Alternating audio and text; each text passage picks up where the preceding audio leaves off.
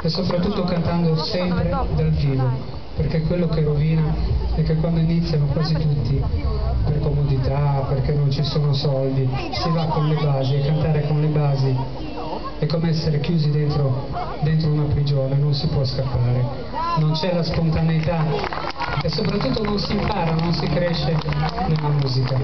Io spero di dargli, per quanto mi sarà possibile, questa possibilità di proteggerlo dagli impresari, voi mi guardate male, perché niente, bisogna ancora una ragazzina, c'ha tanto tempo per crescere, credo che con me, se avrà pazienza, gli passerò tutta l'esperienza mia possibile, perché io credo che bisogna anche passare a chi se lo merita la propria esperienza e non lasciare che ognuno si arrangi e prenda le facciate da solo. Florence Lee.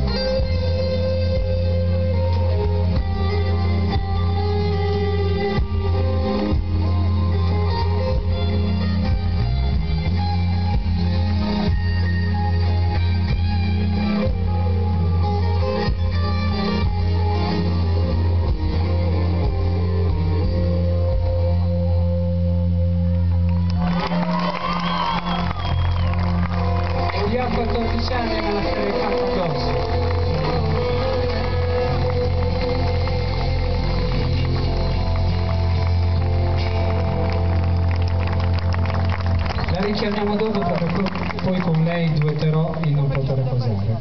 Vai là!